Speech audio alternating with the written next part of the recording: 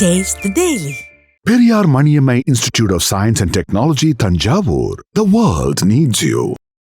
ஆனா எனக்கு அப்ப இருந்த அணு பிடிக்கல தான். அதனால அறுவை சிகிச்சைகள் எல்லாம் மேற்படி என்னென்ன அறுவை சிகிச்சையில இருக்கோ அது எல்லாமே நான் பண்ண பிறகு இன்னைக்கு உங்க முன்னாடி இந்த அணுவா உட்கார்ந்து இருக்கிறேன். நிறைய பேர் தேவதை அப்படின்லாம் சொல்றாங்க.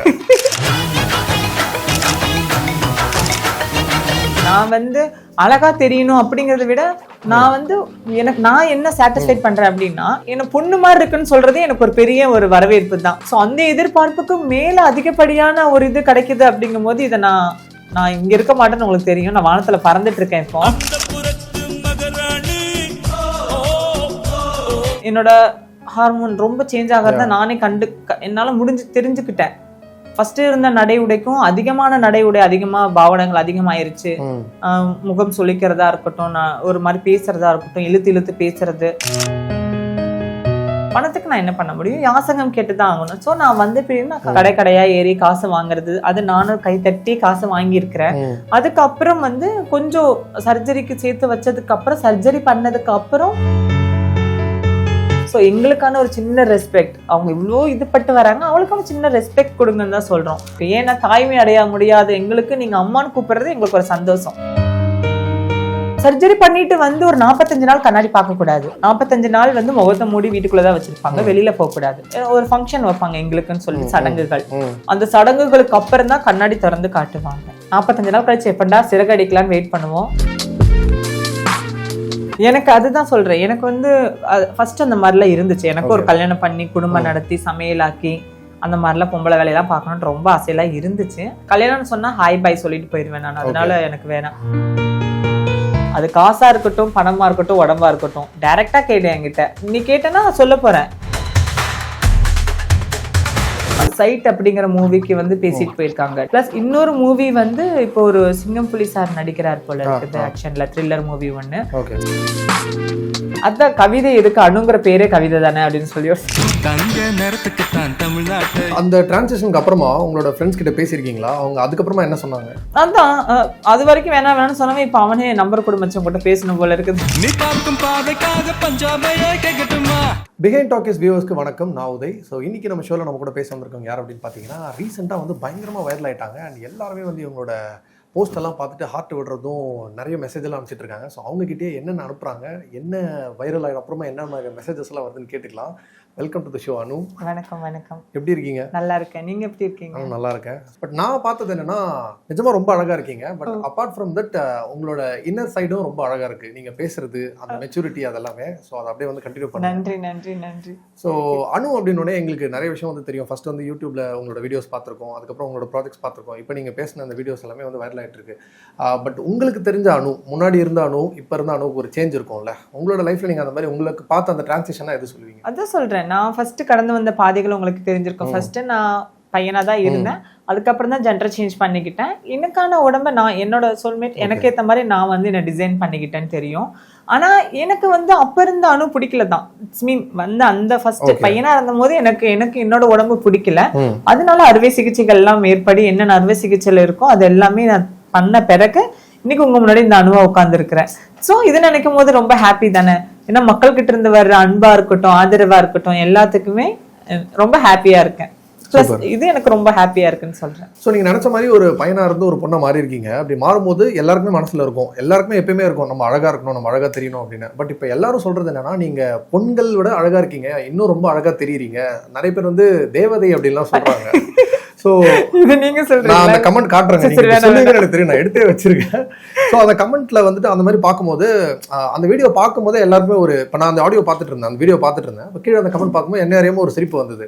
ஸோ அந்த பர்சன் நீங்க, உங்களுக்கு எப்படி இருக்கும்? ஏன்னா நீங்க அழகா தெரியணும்னு நினைச்சிருப்பீங்க. அது தேவதை லெவல் போகும்போது உங்களுக்கு எப்படி இருக்கு? நான் அழகா தெரியணும் அப்படிங்கறத விட நான் என்ன சாட்டிஸ்ஃபைட் பண்றேன் அப்படின்னா, என்னோட இது என்ன பொண்ணு மாதிரி இருக்குன்னு சொல்றதே எனக்கு ஒரு பெரிய ஒரு வரவேற்பு தான். நாங்க எதிர்பார்க்கறது என்ன, பொண்ணு மாதிரி இருக்குன்னு சொல்ல மாட்டாங்களா அப்படிங்கிற ஒரு எதிர்பார்ப்புகள் தான். சோ அந்த எதிர்பார்ப்புக்கு மேல அதிகப்படியான ஒரு இது கிடைக்குது அப்படிங்கும் போது இதை நான் இங்க இருக்க மாட்டேன்னு உங்களுக்கு தெரியும். நான் வானத்துல பறந்துட்டு இருக்கேன். இப்போ பறந்துட்டு இருக்கேன். சோ அந்த அளவுக்கான அன்புகள் அதெல்லாம் கொடுக்கும் போது இன்னைக்கு சொல்றேன், நிறைய பேர் ஆதரவும் கொடுக்குறாங்க, அது நம்மள திட்டுறவங்களும் நம்மள புறம் பேசுறவங்களும் பேசிட்டு தான் இருக்காங்க. ஸோ நான் அது எதுவுமே கண்டுக்க போறது இல்லை. நான் என்னோட வேலை போயிட்டு இருக்கேன். பட் அவங்களோட அன்புக்கு நான் என்னைக்குமே வந்து தேங்க் பண்ணியே ஆகணும். சூப்பர். ஸோ ஃபஸ்ட்டு நீங்கள் இதை வந்து ரியலைஸ் பண்ணியிருப்பீங்க இல்லையா? இல்லை நான் வந்து திஸ் இஸ் நாட் மீ, நான் வந்து சம்திங் எல்ஸ், நான் வந்து மாறணும், எனக்கு இது வேணாம் அப்படின்னும் போது உங்களுக்கு ஃபஸ்ட்டு அந்த ரியாக்ஷன் வந்து நீங்கள் அதை எடுத்துக்கிறதுக்கு ஒரு டைம் எடுத்திருக்கோம். எஸ். பட் உங்களை சுற்றி இருக்கவங்க எப்படி எடுத்துக்கிட்டாங்க, என்ன ரியாக்ஷன் சொன்னாங்க? அதுதான் இப்போ நான் எங்கள் வீட்டில் போய் டைரெக்டாக போய் என்னால் அப்ரோச் பண்ண முடியல. நான் இப்படி தான் சொல்லி எக்ஸ்ப்ளோர் பண்ணவே முடியாத ஒரு ஸ்டேஜில் இருக்கேன். ஸோ நான் எப்படி அதை போய் அவங்க கிட்ட சொல்றது, எப்படி நான் அவங்க கிட்ட கன்வே பண்ணுறதுன்னு முழிச்சிட்டு இருந்தேன். அப்போ என் ஃப்ரெண்டு கிட்ட தான் சொல்லிட்டு இருந்தேன் இப்படி மாறணும். அப்போ அவன் சொன்னான், நீ கொஞ்சம் உனக்கு வயசு இருக்கு, நீ இப்போ எதுவும் முட்டாள்தனமா யோசிக்கிற, இன்னும் வளர வளர யோசிப்பாரு, உனக்கு தப்புன்னு தோணுன்னு தான் சொன்னான். ஆனா வளர வளர எனக்கு என்ன தோணுச்சுன்னா, இன்னும் ஆர்வம் அதிகமாயிட்டே தான் இருந்துச்சு. என்னோட ஹார்மோன் ரொம்ப சேஞ்ச் ஆகிறத நானே என்னால தெரிஞ்சுக்கிட்டேன். ஃபர்ஸ்ட் இருந்த நடை உடைக்கும் அதிகமான நடை உடை, அதிகமா பாவனங்கள் அதிகமாயிருச்சு. முகம் சொல்லிக்கிறதா இருக்கட்டும், நான் ஒரு மாதிரி பேசுறதா இருக்கட்டும், இழுத்து பேசுறது, ஸோ வந்து என்னால் மாற்றிக்க முடியல. ஸோ அவங்ககிட்ட நான் பண்ணி பார்த்தேன், கன்வின்ஸ் பண்ணி பார்த்தேன், முடியல, நான் ஓடிட்டேன், அதை விட்டேன். பட் அந்த டிரான்சிஷனுக்கு அப்புறமா உங்களோட ஃப்ரெண்ட்ஸ் கிட்ட பேசியிருக்கீங்களா? அவங்க அதுக்கப்புறமா என்ன சொன்னாங்க? அதான் அது வரைக்கும் வேணாம்னு சொன்னவே இப்போ அவனே நம்பர் கூட மச்சு உங்கள்கிட்ட பேசணும் போல இருக்குது. உங்க ஃப்ரெண்டே வா அந்த மாதிரிலாம் சொல்றாங்க. ஃப்ரெண்ட்லியா புரியுது. பட் இப்போ உங்களுக்கு ஏதாவது ஒரு சின்ன ரெக்ரெட்ஸ் இருக்கா? ஃபேமிலி கிட்ட வந்து நம்ம இன்னும் அட்டாச்சாக இருக்க முடியல, இந்த விஷயம் நான் மாற்றி பண்ணியிருக்கலாம் அப்படிங்கிற மாதிரி ஏதாவது? இப்போ அதான் சொல்றேன், நான் இந்த இவங்க கிட்ட என்னோட திருநர் சமுதாயத்துக்குள்ள வந்த பிறகு நான் எங்க ஃபேமிலி கூட ஜெல் ஆக முடியல. இட்ஸ் டோட்டலி டிஃப்ரெண்டா இருக்கு. நான் அப்ப இருந்ததுக்கு என் ஃபேமிலிக்கும், நான் இப்ப இங்க இருந்துட்டு அதுக்குள்ள போற ஃபேமிலிக்கும் இட்ஸ் டோட்டலி டிஃப்ரெண்ட். அதாவது அவங்க கூட என்னால ஜெல் ஆக முடியல. இவங்க கூட இருந்துட்டு எனக்கு அவங்களோட இது அவ்வளவு நாட்டமா இல்ல. Okay. But it's a very natural thing இல்லையா? ஏன்னா நம்மளோட பாடிக்கு என்ன தேவைப்படுது நமக்கு தெரியும். அது நம்மளோட டெசிஷன் தான். ஒரு வயசுக்கு மேல நம்ம அந்த டெசிஷன் எடுக்கலாம். பட் இதை பண்ண விடுறதுக்கு எந்த ஃபேமிலியும் இன்னும் புரிஞ்சுக்கிற அளவுக்கு மெச்சூரிட்டி இல்ல. இன் அப்கமிங் டேஸ் இதை எப்படி மாத்தலாம்னு நினைக்கிறீங்க? ஒரு என்ன நடந்தா பெட்டரா இருக்கும்னு நினைக்கிறீங்க? அதுதான் சொல்றேன். இப்போ நல்லா நான் என்ன சொல்றேன்னா, இன்னைக்கு அந்த நேரத்துல நான் வந்து பீரியட் டைம்ல எனக்கு பெற்றோரோட ஆதரவு இல்லாதனால நான் நிறைய சூழ்நிலைகளுக்கு தள்ளப்பட்டிருக்கேன். எனக்கு தெரியும் என்னோட வலி வேதனைகள். நான் யாசகமாக இருக்கட்டும், இல்ல பாலியல் ரீதியா இருக்கட்டும், இல்லைன்னா வந்து மற்ற பிற இடங்கள்ல நான் பட்ட அவமானங்களா இருக்கட்டும், அதெல்லாம் நான் கடந்து வந்த பாதைகள் மிக கடினமான ஒரு இது. ஸோ நான் அதை உங்ககிட்ட நான் சொல்றேன், இவ்வளவு மீடியாலையும் சொல்றேன். ஸோ உங்களோட வயசு, உங்களோட பேரண்ட்ஸ், உங்களோட சன்னா, உங்களோட டாட்டர் இந்த மாதிரி ஃபீல்ட்ல இருக்காங்கன்னா கன்சல்ட் பண்ணி பாருங்க, இல்லைன்னா கவுன்சிலிங் கொடுத்து பாருங்க. முடியலங்கிற பட்சத்துல தயவு செஞ்சு நீங்க அவங்கள அவாய்ட் பண்ணிடாதீங்க. அவங்களோட ஃபீலிங்ஸ்க்கு ஒரு மரியாதை கொடுங்க, மதிப்பு கொடுங்க.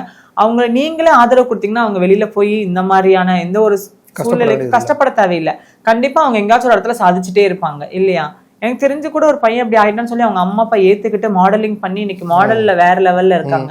சோ அது அவங்க கொடுத்த அந்த தைரியம் தானே. சோ நீங்க உங்க பிள்ளைங்களுக்கு தைரியம் கொடுங்கன்னு தான் சொல்லுது. சோ இப்போ அந்த சப்போர்ட் இல்லாதப்பவே ஒரு வெற்றியாளர் ஆக முடியுது. அந்த சப்போர்ட் இருந்தா இன்னும் நல்லா இருக்கும். அதை தான் சொல்றேன். இன்னும் ஸ்டடீஸ்ல கொஞ்சம் கான்சன்ட்ரேஷன் பண்ணி நல்லா படிச்சுட்டு இருக்கலாம் அப்படிங்கிற மாதிரி இருக்குது. ஜெனரலா இப்போ இந்த சர்ஜரி பண்றதுக்கு எவ்வளவு செலவாகும் அண்ட் அதெல்லாம் எப்படி மீட் பண்ணீங்க? ஏன்னா அதுதான் போனப்போ எனக்கு போனும்போது எந்த சப்போர்ட், ஏன்னா நான் எந்த ஒரு ஃபினான்ஸா எந்த ஒரு சப்போர்ட் இல்லாம தான் நான் வெளியிலேயே வந்திருக்கேன். அப்படிங்கும் போது எனக்கு சுத்தமா எனக்கு எந்த ஐடியாவும் இல்லை.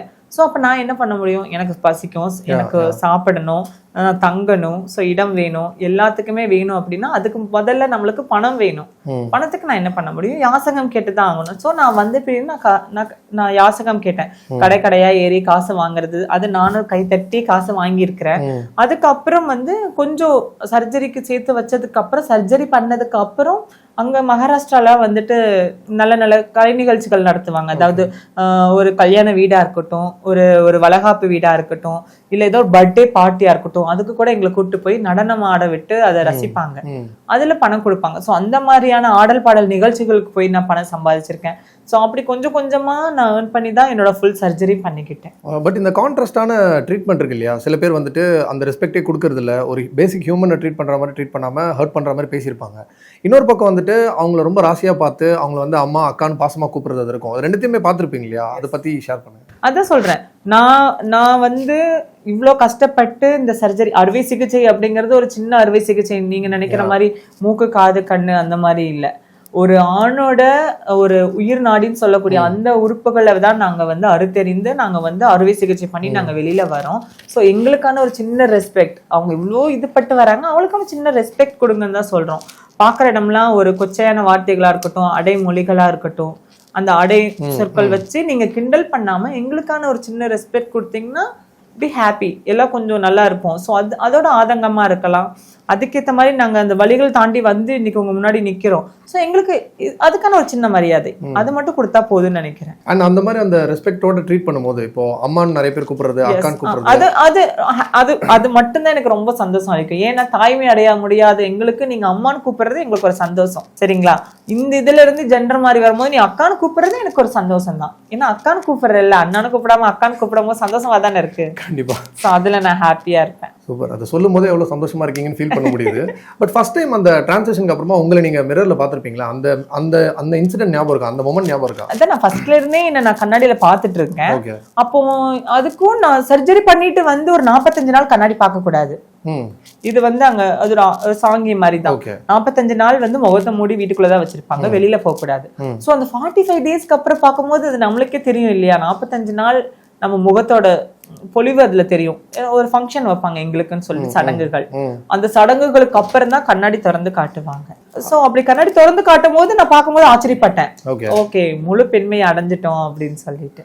ஸோ இப்போ நீங்கள் சொல்லி தான் இந்த விஷயம் எனக்கு புதுசு. அந்த 45 டேஸ் அந்த சாங்கியம், அந்த 45 டேஸ் எப்படி இருந்திருக்கும்? ஏன்னா உங்களுக்கு ஒரு பக்கம் கண்ணாடியில் பார்க்கணும்னு இருக்கும், அந்த சேஞ்சை பார்க்கணும்னு இருக்கும், பட் அந்த வெயிட் இருக்கும், அது ஒரு மாதிரி மிக்சட் எமோஷன்ஸாக இருந்திருக்கும். அதுதான், அதாவது என்ன மாதிரினா ஒரு அறைக்குள்ள தான் வச்சிருப்பாங்க, அங்கே கண்ணாடிகள் இருக்காது. அந்த அறை தாண்டி வெளியிலயும் போக முடியாது. ஆண்களை பார்க்கக்கூடாது 45 நாளைக்குன்னு சொல்லிடுவாங்க. ஆமா, ஆண்களை பார்க்கக்கூடாது, அதெல்லாம் ஒரு சடங்கு அவங்களுக்கு. மேபி திருப்பியும் அந்த மாதிரி தாட்ஸ் வரக்கூடாதுங்கிறதுக்காகவா? No, nothing to like. எப்படி சொல்றதுன்னா அவங்கள பார்க்க இட்ஸ் மீன் நீ வந்து ஒரு வயசுக்கு வந்த பெண்ணுக்கு சமம் அப்படிங்கிற மாதிரி 45 டேஸ் வீட்டுக்குள்ள வச்சிருப்பாங்க.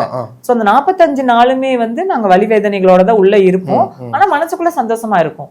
ஏன்னா நான் என்னோட இலக்கை அடைஞ்சிட்டேன் இல்லையா, என்னோட இலக்கு என்னவோ அதை நான் தேர்ந்தெடுத்து நான் அதுல அடைஞ்சிட்டேங்கும் போது சந்தோஷம் மட்டும்தான் இருந்துச்சு. அதுல எனக்கு வலி பெருசா தெரியல. ஸோ 45 நாள் இருப்போம், வீட்டுக்குள்ளேயே தான் இருப்போம். சாப்பாடு வீட்டுக்குள்ளே கொண்டு வந்து கொடுத்துருவாங்க, 3 வேளை சாப்பாடு கொடுத்துருவாங்க. சாப்பிட்டுட்டு சும்மா படுத்து கிடக்கிறது வேலை. 45 நாள் கழிச்சு எப்பண்டா சிறகடிக்கலான்னு வெயிட் பண்ணுவோம். திறந்தோன்னா சிறகடிக்க ஆரம்பிச்சிட்டோம். இப்போ நிறைய நான் சொன்ன மாதிரி கமெண்ட்ஸ் எல்லாம் பார்த்துருக்கேன். அதாவது ரொம்ப அழகா இருக்கீங்க, தேவதை மாதிரி இருக்கீங்க, கல்யாணம் பண்ணிக்கோங்கலாம் வந்து நிறைய பேர் கேட்குறாங்க. அந்த மாதிரி நீங்க படிச்ச கமெண்ட்ஸ்ல உங்களை ரொம்ப இம்ப்ரெஸ் பண்ண கமெண்ட் இது? கவிதைகள், நிறைய கவிதைகள் வரும்போது அதை நான் ரொம்ப ரசிச்சு பார்ப்பேன். என்னோட ஃபீலிங் என்ன, நான் வந்து என்ன வந்து ஒருத்தவங்க என்ன பெண்ணா மதிக்கணும்னு சொல்லிதான் என்னோட இது அதுதான். அப்போ கவிதை வரும்போது இன்னும் என்னோட பெண்ணோட தன்மை வந்து அதிகரிக்கும். நம்மளுக்கு ஒருத்தர் கவிதை சொல்றாருப்பா அப்படிங்கிற மாதிரி முழுமையடைஞ்ச ஒரு ஃபீலிங் வரும். சோ கவிதைகள் பார்த்து சந்தோஷப்பட்டிருக்கேன். அவங்க கொடுக்குற அந்த வார்த்தைகளுக்கான மரியாதைகளுக்கு நான் ரொம்ப கையெடுத்து கும்பிடுற மாதிரி இருக்கும்னு இன்னொருத்தவங்க சொல்லியிருந்தாங்க, நடந்து போகாதீங்க, கோயில்ல போய் சிலையா கொண்டு போய் ஏதோ சாமி சிலை வெளியில இருக்குன்னு கொண்டு போய் உங்களை கருவறையில வச்சுட போறாங்கன்னு சொன்னதெல்லாம் என்னால ஃபீல் பண்ணவே முடியல. பரவாயில்ல, இந்த அளவுக்கு எல்லாம் சொல்றாங்கன்னா நம்மளுக்கு ஓகே தான் அப்படின்னு. ஒரு சில கமெண்ட்ஸ் மட்டும்தான் ரொம்ப மனசுக்கு கஷ்டமா இருக்கும். அதை இக்னோர் பண்ணிருக்கேன். அதை இக்னோர் பண்ணிடலாம். இந்த கவிதையில ஏதாவது ஒரு கவிதை எங்களுக்காக சொன்னீங்கன்னா அந்த கவிதை எழுதுனவங்க பார்த்தா சந்தோஷப்படுவாங்கல்ல, உங்களுக்கு ரொம்ப டச் பண்ணா ஒரு டக்கு ஞாபகம் இருக்கு கவிதைகள்? அதான் கவிதை எதுக்கு, அணுங்கிற பேரே கவிதை தானே அப்படின்னு சொல்லி. சூப்பர். ஸோ அந்த மாதிரி கவிதையில காம்ப்ளிமெண்ட் சொல்லுவோம், சூப்பராக இருக்கும். பட் நிறைய பேர் வந்து இப்போ என்ன கல்யாணம் பண்ணிப்பீங்களா அந்த ப்ரொபோசல் மாதிரிலாம் கேட்டிருப்பாங்கல்ல. உங்களுக்கு ஜென்ரலாக எந்த மாதிரி ஒரு பார்ட்னர் இருக்கணும்னு ஒரு நீங்கள் ஒரு எக்ஸ்பெக்டேஷன்ஸ் வச்சிருப்பீங்கல்ல, நாட் ஆன் லுக்ஸ், அவங்களோட கேரக்டர்ல?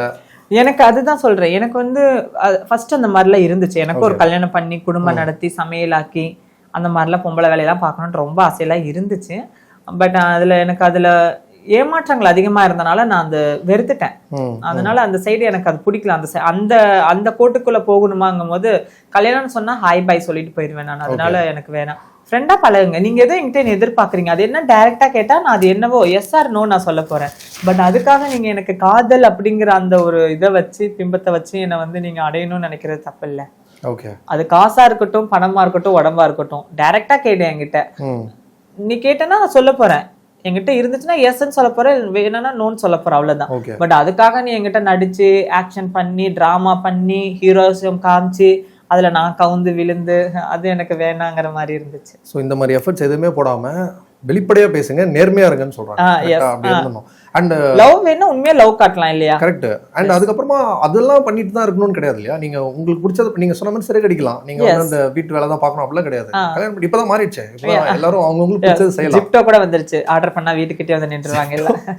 எல்லாமே வந்து உங்களுக்கு பிடிச்ச மாதிரி வந்துடும். பட் உங்களோட லாங் டேர்ம் ஆசை ஒரு ஆசை இருக்கும்ல, ஒரு சின்ன சின்ன ட்ரீம் வச்சிருப்போம், அந்த மாதிரி உங்களோட அடுத்த கட்ட ஆசையா ஒரு லாங் டேர்ம் ஆசை? நான் சின்ன வயசா இருக்கும் போது என்னோட அதிகபட்சமான ஒரு ஆசை வந்து நான் இப்படி மாறணும், முழு பெண்மை அடையணும்.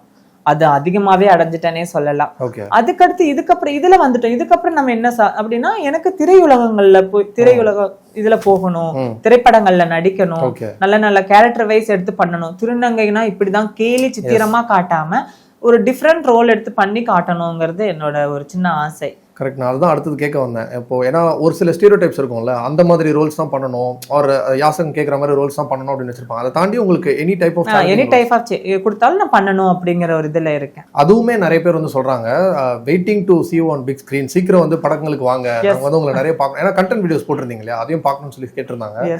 சூப்பர். அண்ட் இந்த டிரான்சிஷன் எப்படி இருந்தது? நான் வந்து வெயிட்ல கேட்கறேன். ஃபர்ஸ்ட் வந்து கொஞ்சம் வெயிட்டா இருந்தீங்க, அதுக்கப்புறம் அப்பயும் அழகா தான் இருந்தீங்க, பட் இப்போ வந்து இன்னும் அழகாயிட்டீங்க. ஸோ அந்த டிரான்சிஷன் எவ்வளவு கஷ்டப்பட்டு பண்ணீங்க? அதான் நான் சர்ஜரி நிறைய பண்ணனால எனக்கு வெயிட் ரொம்ப உடம்பு விழ ஆரம்பிச்சிருச்சு. நான் அதுக்கு மாதிரி ஃபுட் கண்ட்ரோல் பண்ணவே மாட்டேன். நல்லா எங்க போனாலும் சாப்பிட்டுட்டே இருப்பேன். இந்த எந்த ஹோட்டல்ல எது அவங்களோட சிக்னேச்சரோ அதை எடுத்து சாப்பிட்டுருவேன். உங்களோட ஃபுட்ல என்ன சிக்னேச்சர் அது கொடுங்கன்னு சொல்லி எடுத்து சாப்பிட்டுட்டே இருப்பேன். ஸோ நம்மளால வாயை அடக்க முடியாது, அப்ப வயிற்றை தான் அடக்கணும்னு சொல்லிட்டு தான் சர்ஜரிக்கு நிறைய பார்த்துட்டேன். எதுவுமே எனக்கு கரெக்டான பலன் கிடைக்கல. அதுக்கப்புறம் தான் நான் வந்து ஒரு 2-3 ரிசர்ச் பண்ண பிறகுதான் இதுக்கு நான் ஓகேவே சொன்னேன். அப்புறம் தான் சொல்லிட்டு 107 107 கிலோ இருந்தேன், இப்போ 69 இருக்கேன். ஓகே. உடம்பு சர்ஜரி பண்ணி குறைச்சிக்கிட்டேன். சூப்பர். ஸோ இப்போ இந்த கூவாகம் அதில் வந்து நிறைய அந்த ஃபங்க்ஷன்லாம் நடக்கும், அந்த ஃபெஸ்டிவல்லாம் நடக்கும் இல்லையா, அதில் வந்து உங்களை எதிர்பார்க்கலாமா? ஏன்னா நிறைய பேர் வந்து நீங்கள் அதில் பார்ட்டிசிபேட் பண்ணணும், நீங்கள் தான் ஃபர்ஸ்ட் ப்ரைஸ் வருவீங்க அப்படிலாம் சொல்லிட்டு இருக்காங்க. ஸோ அதை எப்போ எதிர்பார்க்கலாம்? எனக்கு அதில் இன்ட்ரெஸ்ட் இல்லை, நான் கண்டிப்பாக கலந்துருப்பேன். அந்த வயசுல இருந்துச்சு. ஸ்டில் நான் இப்போ எனக்கு அதில் இன்ட்ரெஸ்ட் காட்ட முடியல, அதனால நான் விருப்பப்படலை ஏறுறதுக்கு. அதான் மக்கள் ஆதரவு இவ்வளவு கொடுத்துட்டாங்க இல்லையா, இது போதாதான், இதுவே ஜெயிச்ச மாதிரி தான். நிறைய விஷயங்கள் வந்து நாங்கள் கேள்விப்படுறோம், அதுல வந்து நிறைய பாலிடிக்ஸ் இருக்கு, அதுல போறதுக்கு சில ரூல்ஸ் அண்ட் ரெஸ்ட்ரிக்ஷன்ஸ் இருக்கும், சில காரணங்கள் சொல்லி சில பேரை தடுத்துருவாங்க, ஒரு சிலர் தான் அதுல கலந்துக்க முடியும் அப்படின்னா அதுல என்னென்ன ப்ரொசீஜர்ஸ் இருக்கு? அப்படிலாம் எதுவுமே இல்ல, டேலண்ட் மட்டும்தான். அவங்க டேலண்ட் வைஸ் தான் எடுப்பாங்க. அது சில பேர் பேசுறாங்க, அது எனக்கு அதை பத்தின இது கிடையாது. ஆனா எனக்கு தெரிஞ்சு அவங்க கரெக்டான ஜட்ஜஸ் இருக்காங்க, கரெக்டா தான் பண்ணிட்டு இருக்காங்கிற மாதிரி தான் எனக்கு தெரியுது. என் பொண்ணு கலந்து அதுல பரிசு வாங்கியிருக்காங்க, என்னோட பெண் தான் முதல் பரிசு வாங்கியிருக்காங்க. சோ அதனால எனக்கு அவ 5 வருடம் 6 வருடமா ஏறி 7வது வருஷம் தான் இப்ப ஜெயிச்சிருக்காங்க அவங்க. ஓகே. இப்போ நீங்கள் திரையுலகில் வந்துட்டு உங்களுக்கு கேரக்டர்ஸ் பண்ணணும் அப்படின்னு சொல்லி கேட்டிருந்தீங்க, அண்ட் நிறைய மக்களும் அதை சொல்லிட்டு இருக்காங்க சீக்கிரம் வாங்க அப்படின்னு சொல்லிட்டு. ஸோ இது ரெண்டும் மீட் ஆகணுங்கிறதா எங்களோட ஆசை. அப்படி இப்போ ஏதாவது ஆப்பர்ச்சுனிட்டிஸ் வந்திருக்கா? அதான் சைட் அப்படிங்கிற மூவிக்கு வந்து பேசிட்டு போயிருக்காங்க டைரக்டர் ஸ்ரீதர் சார், வந்து ஸ்கிரிப்ட் எல்லாம் சொல்லிட்டு ஒரு பேப்பர் கொடுத்துட்டு போயிருக்காங்க. என்னோட ஆதார் கார்டு எல்லாம் வாங்கிட்டு போயிருக்காரு, அவரும் சைன் பண்ணுவீங்க சீக்கிரமாவே அப்படின்னு சொல்லிட்டு போயிருக்காங்க. ப்ரொடியூசர் சாரும் பார்த்துட்டு போனாங்க, எல்லாத்துக்கும் ஓகே சொல்லிட்டாங்க. பிளஸ் இன்னொரு மூவி வந்து இப்போ ஒரு சிங்கம் புலி சார் நடிக்கிறார் போல இருக்குது, ஆக்ஷன்ல த்ரில்லர் மூவி ஒன்னு. ஸோ அதுக்கு இன்னைக்கு தான் கதை சொல்லி முடிச்சிருக்காங்க. கம்மிங் 15th வந்து ஷூட் ஸ்டார்ட் பண்றாங்க, அதுல என்ன செலக்ட் பண்ணிருக்காங்க. Thank you for time. அண்ட் உங்களுக்கு பிடிச்ச எல்லாமே பண்ணுங்க, சிறகடிங்க, அண்ட் உங்களுக்கு மேலும் மேலும் வெற்றிகள் வந்து சேரணும்னு பிஹைண்ட் டாக்கீஸ் சார்பாகவும் என் சார்பாகவும் வாழ்த்துக்கள். Thank you so much.